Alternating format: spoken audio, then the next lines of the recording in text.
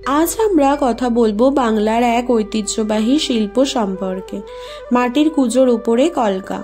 মাটির কুচো বা কলসি প্রাচীন কাল থেকে মানুষের জীবনের এক অপরিহার্য অংশ। গ্রাম বাংলার প্রতিটি বাড়িতেই আগে জল রাখার জন্য, শস্য মজুত করার জন্য বা দেবদেবীর পুজোয় ব্যবহারের জন্য মাটির কুজো ব্যবহার করা হতো।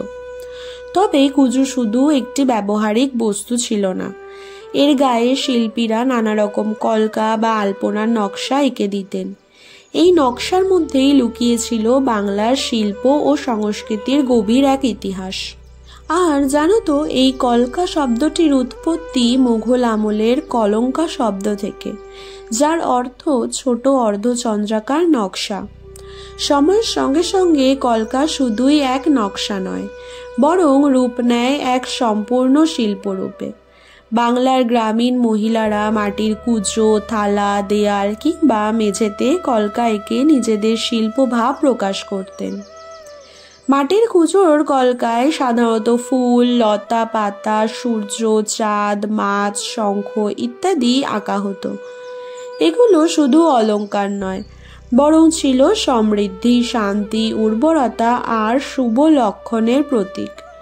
যেমন পদ্মফুল মানে পবিত্রতা, মাছ মানে সমৃদ্ধি, সূর্য মানে শক্তি আর আলো। বাঙালি জীবনের উৎসব মানেই মাটির কুজোর উপরে কলকার বিশেষ ভূমিকা ছিল। বিবাহ, অন্নপ্রাশন, পুজো, পার্বণ সর্বত্রই মাটির কুজো সাজিয়ে রাখা হতো। এটি ছিল সৌন্দর্যের সঙ্গে সঙ্গে এক ধরনের শুভ লক্ষণও। আজকের দিনে হয়তো মাটির কুজোর ব্যবহার কমে গেছে, কিন্তু শিল্প হিসেবে কলকা এখনো আঁকা হয় কাপড়ে, দেয়ালে, অলংকারে কিংবা আধুনিক ডিজাইনে। মাটির কুজো কলকা শুধুই একটি শিল্প নয়, বরং বাংলার ইতিহাস ও সংস্কৃতির বহনকারী। প্রতিটি নকশার ভেতরে লুকিয়ে আছে আমাদের পূর্বপুরুষের ভাবনা, বিশ্বাস ও জীবন দর্শন। এই ঐতিহ্যকে বাঁচিয়ে রাখা আমাদেরই দায়িত্ব, কারণ এর মধ্যে লুকিয়ে আছে আমাদের শেকড়, আমাদের পরিচয়। আগে পুরো ভিডিওটা দেখতে থাকো, আমি কিভাবে পুরোটা কমপ্লিট করলাম। আর তোমরা যদি এই চ্যানেলে নতুন হয়ে থাকো তাহলে চ্যানেলটা সাবস্ক্রাইব করে দিও, আর ভিডিওটা যদি ভালো লেগে থাকে তাহলে একটা লাইক করে দিও।